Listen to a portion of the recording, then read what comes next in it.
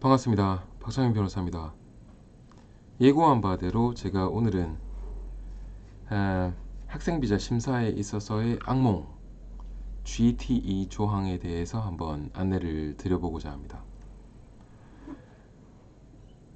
이민조원 또는 법률조원에 해당되지 않습니다.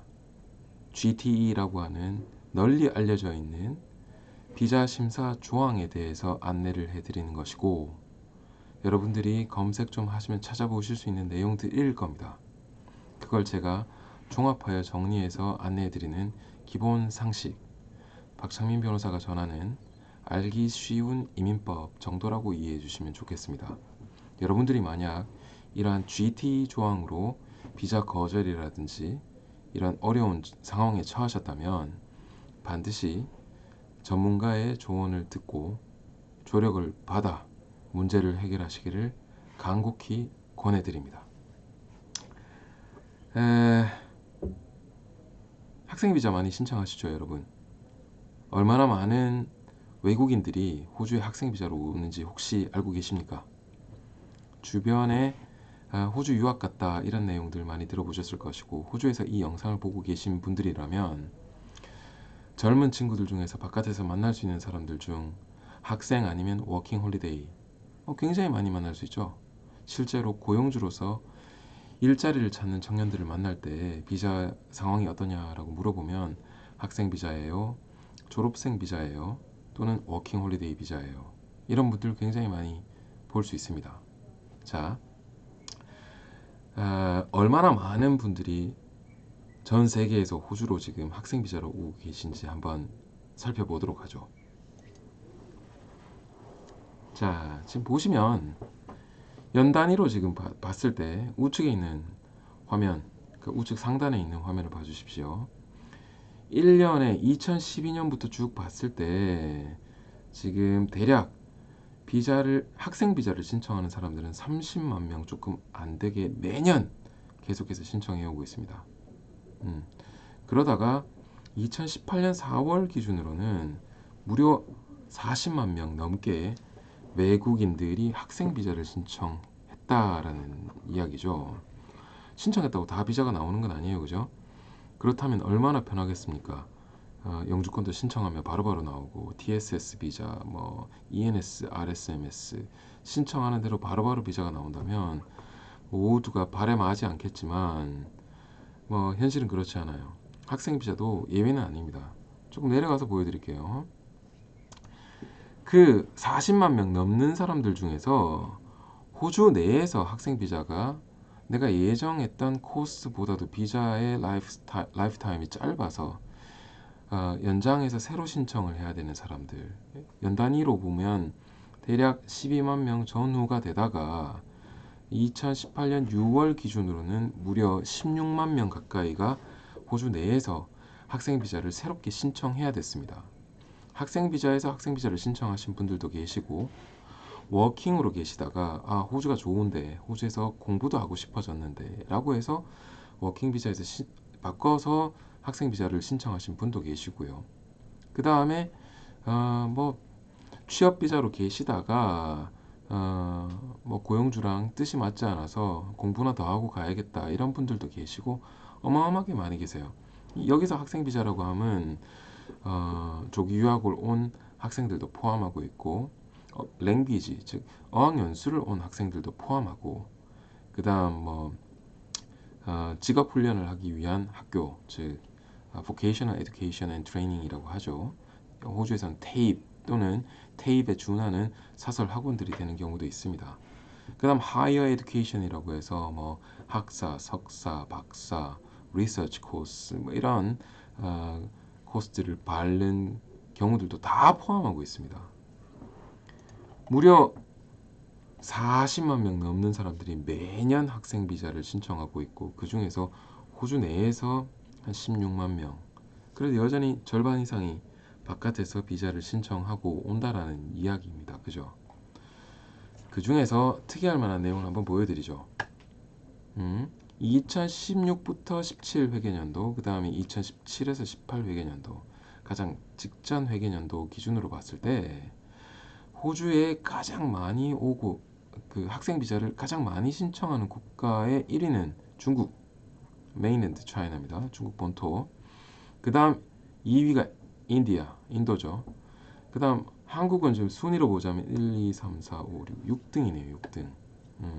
근데 몇 명이 신청하냐 하면 대략 한 15,000, 6천 명쯤 되는 것 같아요. 1년에 16,000명 가량의 한국인들이 호주 유학을 위해서 학생 비자 신청을 하고 있습니다.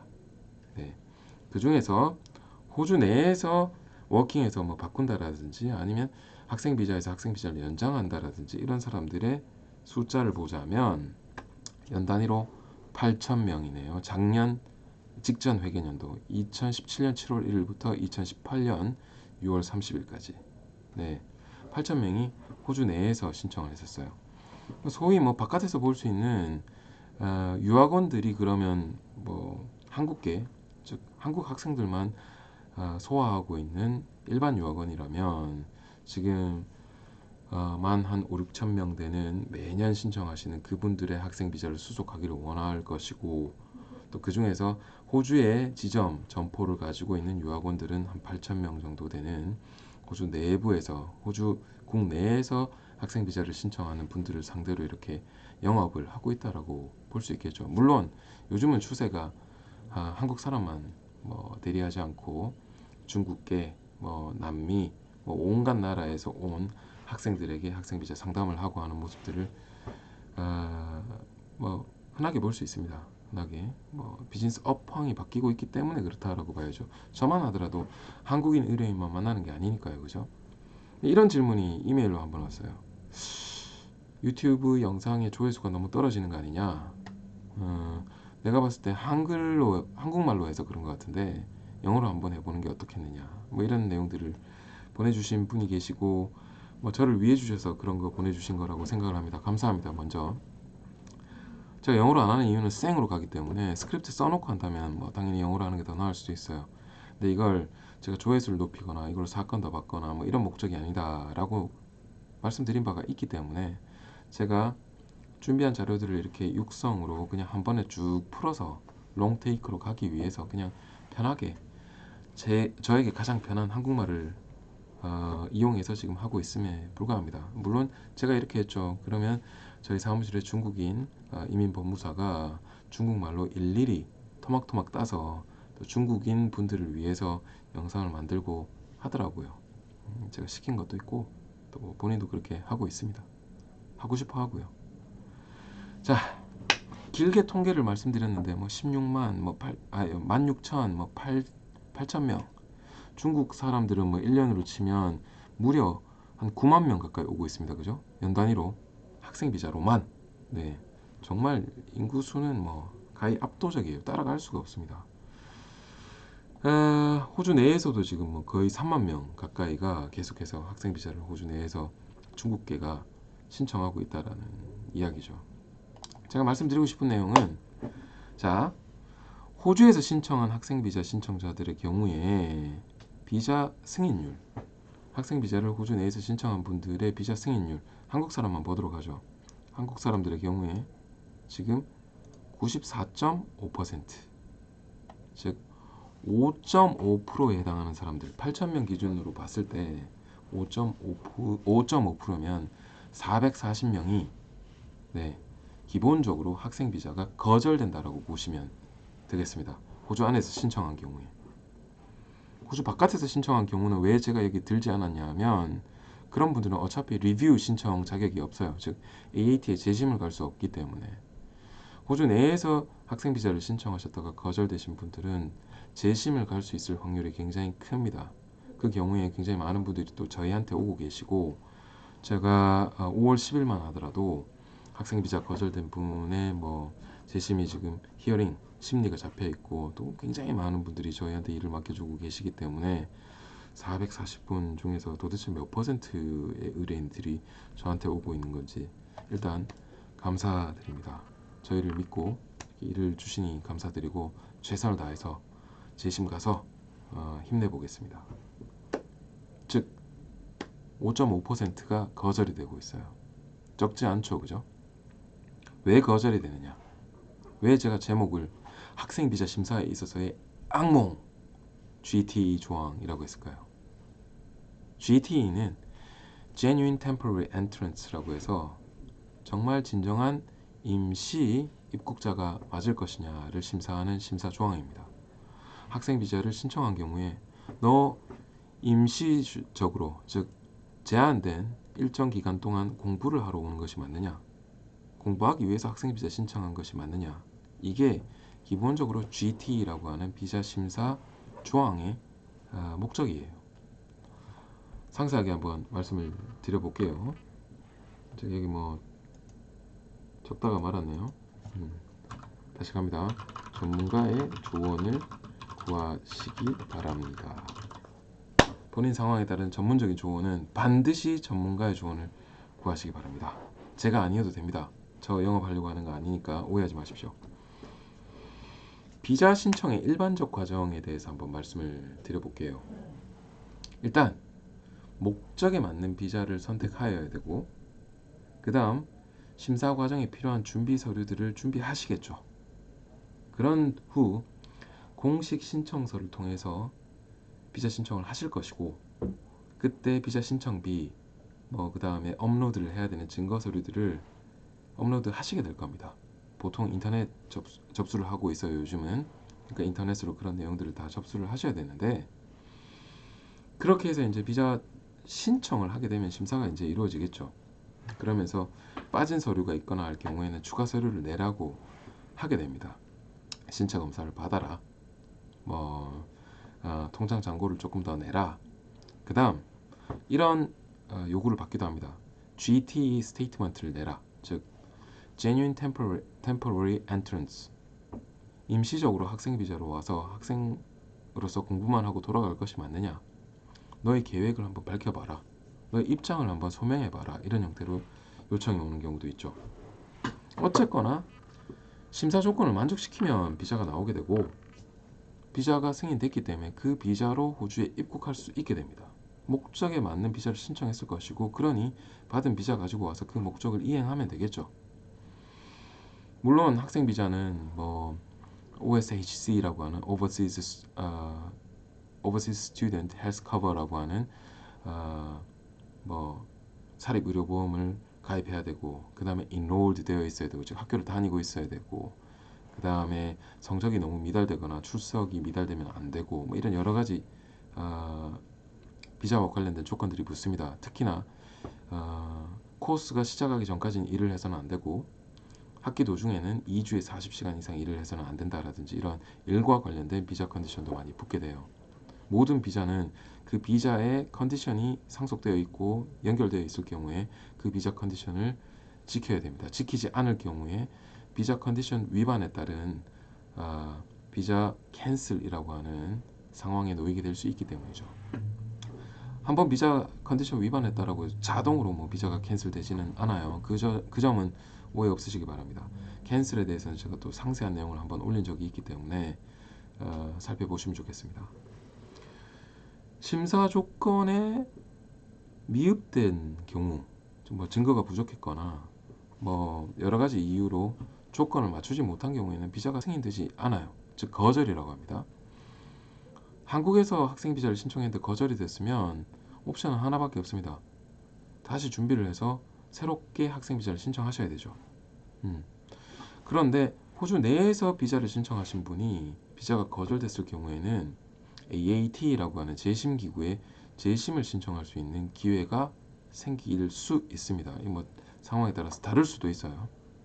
제가 100% 있다라고 이야기를 드리는 거는 조금 무리가 있습니다. 예를 들어 학생 비자를 온쇼에서 신청하고, 그 다음 브리칭 비자 B를 받아서 한국에 가 있는 시점에 여기에서 학생 비자가 거절이 됐다면 안 됐지만, 이분은 재심 기회가 날아간 거예요. 없어요. 법 아래에서 재심 기회가 주어지지가 않습니다. 이런 식으로 100%는 아니기 때문에 제가 이렇게 조심스럽게 말씀드리고요. 그 다음에 각 비자별로 악명 높은 거절의 사유들이 있습니다. 제가 그걸 몇 가지 이렇게 뽑아봤는데, 악명이 높다 뿐이지 이거 말고 다른 거절의 사유가 없느냐? 있어요. 많아요. 어마어마하게 많은 거절의 사유들이 있습니다. 근데 그 중에서 특별히 이렇게 악명 높다, 한두 번씩 주변에서 늘 들어봤음직하다라고 하는 그런 죄송합니다. 지금 비자 이메일이 또 중요한 게 왔네. 그런 악명 높은 거절 사유들을 한번 보면 자, 457 비자나 482 비자와 같이 임시 취업 비자 같은 경우에는 비자 자체를 거절시키기 전에 노미네이션이 먼저 어프로브 돼야 되는데 그 노미네이션 단계에서 이미 genuine 포지션이 맞느냐, 즉 그 회사에서 그 외국인 노동자, 안타깝지만 우리는 외국인 노동자인 사람들이 많이 있어요, 그죠? 그런 사람들이 비자가 필요하고 와서 여기서 일을 하면서 영주권으로 이렇게 전환을 해가는 과정들이니까 어쨌거나 이런 기술직 외국인들을 뽑으려고 할 때 정말 필요한 자리에서 스폰서를 서는 게 맞느냐라고 해서 genuine 포지션이 맞는지 안 맞는지를 가지고 노미네이션, 즉 지명 자체를 거절시켜버리는 경우들이 많이 있습니다. 그 다음 풀타임이다 아니다, 뭐 그 다음에 그 포지션이 거기 필요하다 아니다, 뭐 이런 내용들이 악명 높은 거절 사유 중에 하나죠. 노미네이션이 거절되면 당연히 비자도 거절됩니다. 그리고 ENS와 RSMS처럼 스폰서를 통한 영주 비자 신청의 경우에는 사실상 고용주가 스폰서로서의 obligation, 즉 의무를 다하지 않았다거나 아니면 그런 위반으로 인해서 페널티나 뭐 어떤 바 또는 뭐 생션을 받았다거나 이런 경우에 그 노미네이션이 거절되는 경우들도 있고요. 그 다음에 genuine need, 지난 임시 비자 시절에 행해왔던 행태를 보니 똑바로 필요한 자리가 아닌 것 같은데 왜 영주권으로 지명을 또 했느냐라고 해서 이걸로 날아가는 경우도 있습니다. 예를 들어 고용계약을 예를 들어 티스밋 최저 그 임시 취업 비자 소지자들을 위한 최저 임금 53,900불 이상을 주겠다라고 이렇게 계약을 다 했는데 사실상 PAYG라고 하는 소득 금액 증명원을 떼보니 35,000불만 받은 거예요. 그럼 나머지 18,900불 어디 갔습니까? 이 풀타임으로 안 쓰고 그 돈을 안 줬다라는 얘기가 되겠죠. 그러면 이민성 입장에서는 뭐야 이거 풀타임 자리 아니네 라고 해서 날려버릴 수가 있다라는 얘기죠. 뭘? ENS, RSMS 노미네이션을. 그 다음에 paid position for 2 years 이런 내용이 있는데 이 뭐냐 하면 고용주 지명으로 영주권을 받고 났을 경우에 영주권 받고 빠이빠이가 아니고 그 이후로도 2년 동안 계속해서 그런 급여를 주고 그 자리를 지켜줄 수 있는 경제적 여건이 되느냐, 즉 회사의 재정 여건을 묻는 겁니다. 회사 재정 상황이 좋지 않다면 이 부분 때문에 아웃이에요. 노미네이션이 당연히 거절됐으니 비자가 안 나오겠죠, 그죠? 벌써 17분이 다 되어가니 빠르게 가겠습니다. 189 계열의 이런 기술이민 쪽에서는 PIC 4020 Public Interest Criteria라고 합니다. 즉 공익에 근거한 비자 심사 항목이 되는데 가짜 서류를 냈느냐, 신원조회에서 문제가 되느냐, 뭐 이런 것들로 인해서 비자를 거절시키는 경우도 굉장히 많습니다.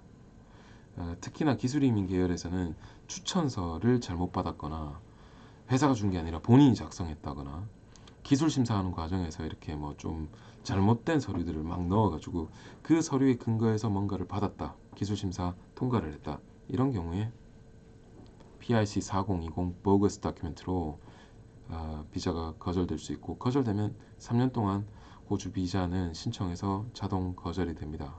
물론 웨이버를 받을 수 있긴 하지만 극히 제한적인 경우이기 때문에 크게 기대 안 하시는 게 좋습니다. 호주 비자 신청할 때 가짜 서류 넣으면 큰일 나요. 학생 비자 관련된 가짜 서류요. 어떤 게 있느냐? 통장 잔고 증명서를 조작했다라든지 다른 사람 걸 이렇게 지우고 뭘 했다라든지 뭐 이런 것들 주의하십시오. 함부로 그렇게 해서 안 되고 애초에 깨끗하게 비자를 받으셔야 됩니다. 그렇지 않고 나중에 새 비자를 신청할 때 계속해서 문제가 생길 수 있기 때문이죠. 그 다음 비지터 비자 계열, 방문객 비자 계열인데요. 방문의 목적, 관광이라든지 뭐 친지 방문이라든지 이런 목적이 아니고 일단 관광객 신분으로 들어왔다가 여기서 뭔가를 일을 한다거나 뭐 굳히기가 들어가서 어떻게 해서든 버텨서 뭔가를 해보겠다 이런 시도를 하시는 분들이 어, 계시다면 genuine 비지터가 아니다라는 내용으로 비자가 거절되거나 아니면 입국 시도 시에 비자가 캔슬되는 경우가 얼마든지 있을 수 있습니다. 특히나 메인랜드 중국에서 호주로 여행을 오시겠다라고 하시는 분들 중에서 관광객 비자, 비지터 비자가 안 나와서 못 들어오시는 분들이 상상을 초월합니다. 왜 그런지 모르겠지만 서류가 이상해 보인다라든지 의도가 미심쩍다라든지 뭐 이런 여러 가지 이유가 있었겠죠. 이민성 입장에서는. 그 다음 파트너 비자, 즉 뭐 배우자, 디펙토, 파트너 비자 뭐 이런 여러 가지 말들을 하지만 공식 용어는 파트너 비자입니다. 파트너의 조건이 스파우스였느냐 아니면 디펙토 파트너냐에 따라서 준비해야 될 여건들이나 조건들, 서류들이 다를 수 있죠. 어쨌거나 파트너 비자를 신청하신 분들 경우에 악명 높은 비자 거절의 사유는 genuine relationship, 즉 그 relationship이 관계가 제대로 이루어지고 있는지 못 믿겠다 라고 하는 내용으로 비자가 거절되는 경우가 굉장히 많이 있습니다. 그 다음 160, 161, 162, 163, 164, 165로 구성되었던 과거 6개의 임시사업 비자, 이게 이제 바뀌어서 188 비자로 바뀌었죠. 188도 188 A, B, C, D, E 뭐 이렇게 쭉 가는데 임시 사업 비자를 신청하시는 분들의 경우에 이민성에서 genuine 또는 realistic commitment, 사업을 하려고 하는 의지가 있는지 없는지 모르겠다. 이거 그냥 비자를 받기 위한 목적의 사업 계획서에 불과하고 현실성이 없다라든지 과거의 행위나 행태를 보았을 때 호주에 자리 잡고서 뭔가를 해보기 위한 목적으로 보이지 않을 경우에 비자가 거절될 수 있습니다. 네. 물론 사실이 아닌 서류로 조작된 서류가 들어갔다 그러면 당연히 PRC 4020이라고 해서 거짓 서류, 즉 보거스 다큐멘트로 비자가 거절이 되겠죠. 그런데 학생 비자는 자 GTE예요. GT. GTE가 뭐냐? Genuine Temporary Entrance, 즉 임시 한정적인 기간 내에 학생 비자로 들어와서 학생으로서의 본분으로 공부를 하려는 것으로 보이지 않는다.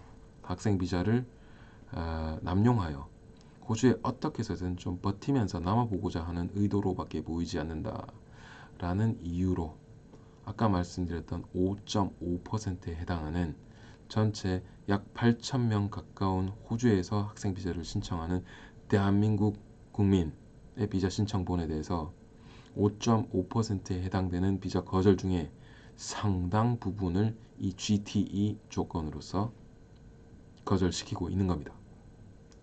GTE는 워딩을 그대로 읽어보자면 The applicant intends genuinely to stay in Australia temporarily, having regards to the applicant's circumstances and the applicant's immigration history and any other relevant matter 라고 해서 그러니까 비자 신청자의 상황이라든지 과거 이민 히스토리, 기록이라든지 다른 관계에 있는 여러 가지들을 고려했을 때 호주에 temporarily, 즉 임시로 genuinely, 제대로 진실되게 남으려고 하는 건지를 보는 심사 기준이에요. 이렇게 되어 있어요. 워딩이. 그게 아니라 코스는 얼마 기간이어야 되고 얼마짜리 코스를 어느 정도 학교에서 들어야 되면 이게 아니에요. 이게 아니에요. 말 그대로 이게 이민법의 심사 조항입니다. 그 다음에 두 번째로는 the applicant intends to comply with any conditions. 비자 컨디션을 위반하려고 하는 의지가 보이지 않는, 제대로 엄수하고 지키려고 하는 의지를 가지고 있는지를 또 보도록 되어 있고요. 마지막으로는 of any other relevant matter. 그러니까 다른 거 다 봐서 퉁쳐서 제대로 비자 컨디션을 지키고 호주에 임시적으로 진실되게 남아 있으려고 하는, 오려고 하는 사람이 많느냐? 이게 심사 조건이라는 거죠. 굉장히 주관적인 해석 아닙니까? 조건이고. 이게 좀 애매했던지 이민성은 미니스터의 이제 명령에 따라서 이 GT 조건을 심사할 때 비자 신청자의 그 고국에서의 상황이 어떠냐, 즉 공부 끝내고 한국으로 돌아갈 여지가 많으냐 뭐냐 뭐 이런 것들 뭐 봐라. 그 다음에 호주에서 그 사람의 potential circumstances는 어떻게 되냐, 막 결혼하려고 하고 있다거나 뭐 이런 상황도 봐라. 그 다음에 실제로 학생 비자의 그 코스로 노미네이트 있는 것 자체가 비자 신청자의 미래에 어떤 긍정적 영향이 있는지도 봐라. 전혀 관계없는 걸 공부하겠다라고 이야기를 하거나 이미 내가 갖추고 있는 분야를 새롭게 공부하겠다라고 하면 아무래도 이 부분에서 진실성이 의심받게 될 겁니다.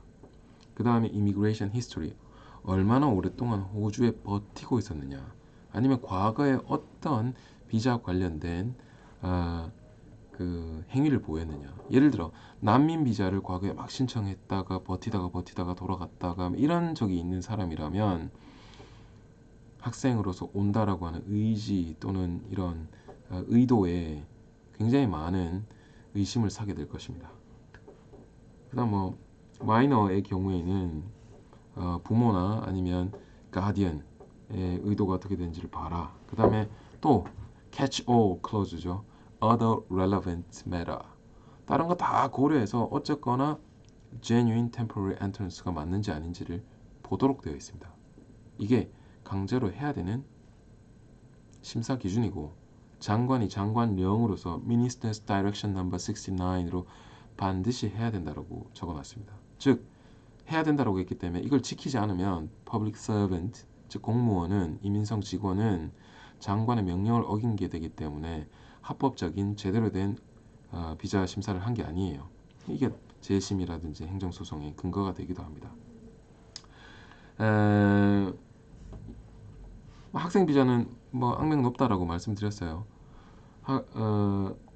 그 학생 비자 상황에서 비자 신청 시 GT로 문제가 되는 경우를 일부 이제 꼽아보자면, 과거 학생 비자 당시의 출석률이나 성적 미달 여부가 어떻게 되어 있느냐, 즉 학교가 이민성의 리포트를 어떻게 했느냐 여부도 중요하고요.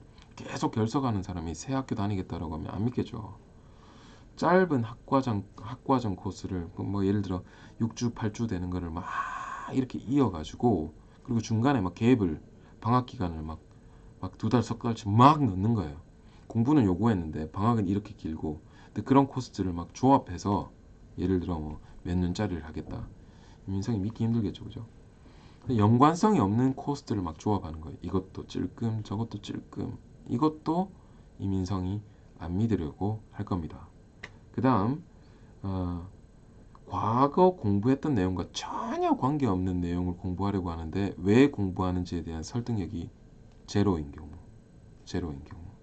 이것도 의심을 사게 되는 이유 중에 하나가 될 수 있고, 그 다음에 이전 학과 코스에서 드롭이라든지 서스펜션이라든지 뭐 이런 걸로 인해서 계속 뭐 공부를 연기해서 새 학생 비자가 필요한 경우 여전히 문제가 될 소지가 굉장히 큽니다.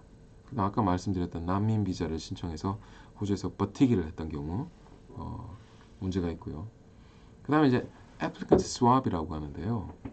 즉 결혼을 한 커플이 와서 처음에는 뭐 예를 들어 남편이 공부를 하고 아내가 동반이 돼서 한 몇 년 버텨요.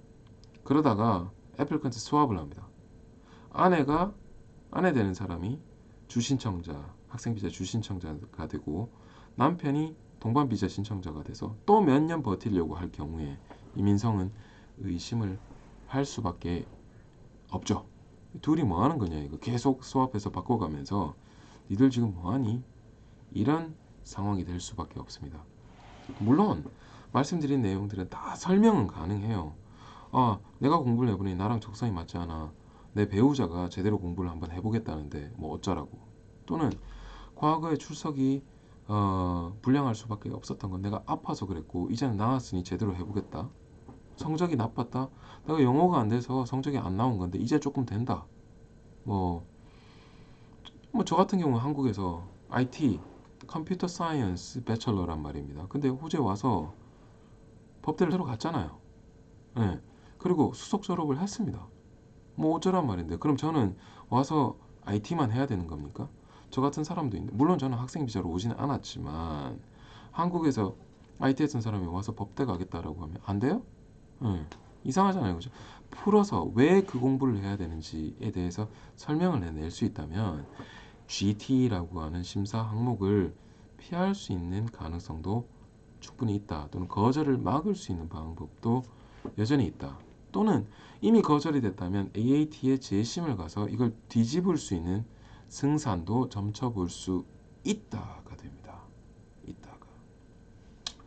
그러니까 GT를 만족시키지 못한다는 사유로 비자가 거절됐을 경우에는 거절된 시점에서 짐 싸서 한국으로 돌아가시는 방법도 있겠고, 호주 내에서 신청할 수 있는 다른 비자가 몇 가지 있을 수 있죠. 난민 비자나 메디컬 트리트먼트 비자라고 해서 치료 비자, 또는 그 사이에 배우자를 만났을 경우에는 파트너 비자를 신청한다라든지, 아니면 기존 비자가 이미 살아있는 상황이라면 그 안에서 다른 비자들 이렇게 조건에 맞게끔 신청할 수도 있을 겁니다.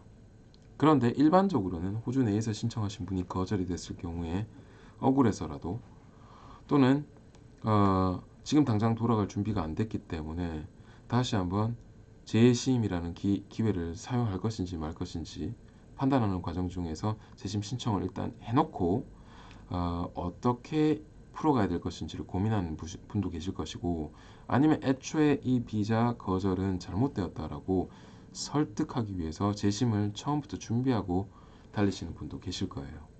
자, 이분들 GTE로 거절됐어요, 그죠? 그럼 GTE를 당연히 풀어야 될 것이고, 그 다음에 말씀드린 대로 재심이라는 거는 de novo, 새롭게 심사하는 겁니다. 학생 비자 전체를. 그래서 AAT 재심을 할 때 여전히 학교를 다니고 있고 COE라고 해서 confirmation, 즉 enroll이 되어 있고 이런 부분들을 다 하나같이 새롭게 다 풀어내야 돼요. 그렇기 때문에 신청서만 넣은 게 전부가 아니라 굉장히 철저한 준비를 해야 된다라는 것들 알고 계시면 좋겠습니다. 통계 자료를 제가 아까 말씀드렸죠, 그죠?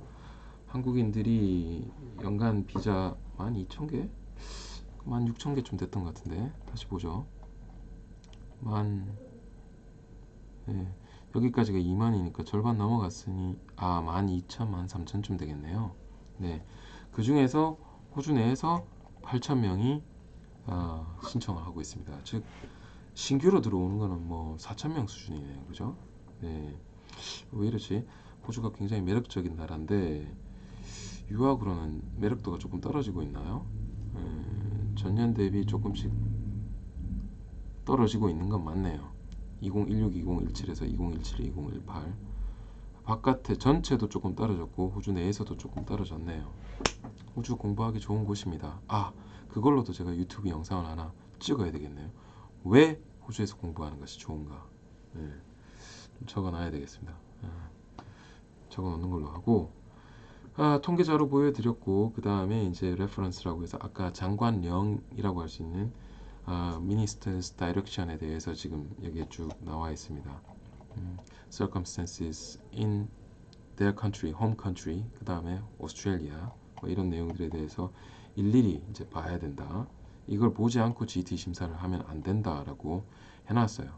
반대로 여기 있는 내용들을 하나하나 사사건건 들어 재심해서 뒤집어내야 된다라고 생각하시기에 조금 편하실 겁니다. 자, 학생비자 심사에서 굉장히 악명 높다라고 말씀드렸죠, GT가. 그리고 여러 가지 다른 비자들에 있어서 악명 높은 거절의 사유들을 몇 가지 이렇게 따로따로 들어서 말씀을 드렸어요. 그런데 마무리하는 시점에서 제가 말씀드리고 싶은 부분은 이 GT라고 하는 거는 새롭게 나온 개념이 아닙니다. 학생 비자에 GT 심사가 들어간 거는 2011년 11월 5일부터 도입됐어요. 2011년 11월 5일은 굉장히 역사적인 날이에요. 뭐냐 하면 졸업생 비자를 포스트 스터디 스트림으로 기술 심사 없이 신청할 수 있느냐 없느냐를 가늠짓는 역사적인 날이기도 하고요. 그리고 실제로 GT 심사 기준이 학생 비자에 적극적으로 도입된 첫날이기도 합니다. 이 이후로 우르르르 지금 학생 비자 신청이 날아가고 있다라고 보시면 돼요. 그런데 GTE, 즉 Genuine Temporary Entrance라고 하는 임시 방문자가 맞느냐, 볼일 보고 나서 돌아갈 게 맞느냐 라고 심사하는 이 심사 항목은 학생 비자에만 있는 것이 아닙니다. 어떤 비자에 있냐 하면 비지터 비자, 서클래스 600, 601, 602, 651, 676 여기에 다 있고요. 그 다음에 temporary business 비자 또는 temporary work 비자라고 하는 400 비자, 403 비자, 407 비자, 408 비자, 417 working holiday, 462 work and holiday maker 이 비자들에도 다 붙어 있습니다. 단지 이걸로 악명 높게 비자를 거절시키는 횟수가 좀 적었다 뿐이지 이민성은 이거 가지고 다 날릴 수 있어요. 워킹 오려고 하는데 돈 벌고 여기 그냥 굳히게 하려고 하는 거지, 꾸지게 하려고 하는 거지, 안 줄 거야 라고 마음 먹으면 비자 안 줄 수 있어요. 심지어는 들어올 때 캔슬도 시킬 수 있습니다. 그 다음에 많이들 활용하고 계시는 TSS 비자, 즉 457의 이제 신규 버전 482 비자, 여기서 숏텀 직업군으로 비자를 신청하시려고 하는 분들의 경우에는 GT를 반드시 밝히셔야 됩니다. 제가 이틀 전에 지금 숏텀 리스트로 482 비자를 제 의뢰인을 하나 넣었고요. 비자가 내일쯤 그랜트 될 것 같아요. 오늘 신체 검사부터 시작해서 이틀 만에 지금 막 연락이 왔어요. 좋은 결과 있으시기 바라고요. 제 의뢰인 분. GT 서브미션이라고 해서 왜 GT 조건이 만족되는지에 대해서 또 열심히 제가 써서 항변서를 넣었습니다. 서브미션이라고 하죠. 이민성 입장에서 받아들이고 있는 것 같아요. 네. 여러분들이 어떤 비자를 어떤 목적에 맞추어 신청하시려고 하는지 저는 이 자리에서는 알 수 없습니다. 저한테 상담을 하고 하시면 알 수 있겠지만, 하지만 각각의 목적에 맞는 좋은 비자, 꼭 알맞는 비자를 신청하셨으면 좋겠고, 그 비자를 준비하실 때 똑바로 하십시오. 그리고 악명 높은 비자 거절의 사유들은 사전에 미리 준비해서 거절되지 않도록 준비하는 것이 맞을 것이고, 그 다음에 그 이외의 여러 가지 비자 조건들도 전문가와 함께 호흡하시면서 사전에 미리 막아 놓으십시오. 거절되고 그걸 다시 뒤집는 것, 시간도 걸리고 돈도 들고 그 다음 스트레스가 어마어마합니다. 심적인 불안감도 어마어마해지고요. 특히 한국이 아니라 호주에서 외국 땅에서 그런 입장에 놓이게 되신다면 굉장히 불안하실 거예요. 그게 혼자가 아니고 만약에 3인 가족, 4인 가족, 5인 가족이 됐을 경우에는 또 어떡하실 겁니까? 제 의뢰인 중에서도 그런 분들이 계시기 때문에 마음으로 참 위로를 해드리고 싶고 너무나 안타까운 경우들이 많이 있죠. 예, 열심히 또 제가 재심 가가지고 뒤집어 드리기 위해서 쓰고 있고요. 또 그렇게 제가 살려드린 분들이 또 얼마나 많이 계시겠습니까? 예, 첫 단추부터 제대로 끼우셔서 좋은 준비하셨으면 좋겠습니다. 저는 이민법 스페셜리스트 변호사 박창민 변호사였습니다. 지금까지 안내해드린 내용은 일반법 상식을 안내해드린 내용에 불과하고 여러분들의 상황에 맞춘 법률 조언이나 이민 조언에 해당되지 않습니다. 오해 없으셨으면 좋겠고 언제나 이민 관련된 일을 하실 때는 전문가와 함께 하십시오. 주변에 있는 이민 변호사, 이민 법무사 문 두드리고 상담하시고 자문 구하셔서 의뢰하셔서 본인들의 상황에 맞는 제대로 된 서비스 받으시기 바랍니다. 이상하게 오늘 40분 가까이 했는데 좀 재미없고 뭐 그런 것 같아요. 이거 좀 굉장히 파괴력 있는 소재를 가지고 지금 준비를 했는데 그리고 뭐 자료도 굉장히 많이 준비했잖아요, 그죠? 네, 재미없으셨고 뭐 그렇다면 좀 죄송하고요. 하지만 주변에 이런 부분으로 인해서 GT 때문에 상심하고 굉장히 낙담해 계시는 친구분들, 주변 분들이 많이 있을 수 있어요. 그런 분들 계시면 용기 내시라고 하시고 미니스터의 다이렉션에 따라 반드시 심사하게끔 되어 있는 항목 각각에 대해서 어떤 반론과 항변을 하실 것인지 다시 한번 생각하시라고 전해 주십시오. 네. 구구절절 또 38분 59초. 그만할게요. 네. 오늘 남은 시간도 잘 보내십시오. 감사합니다. 다음에 또 뵙겠습니다.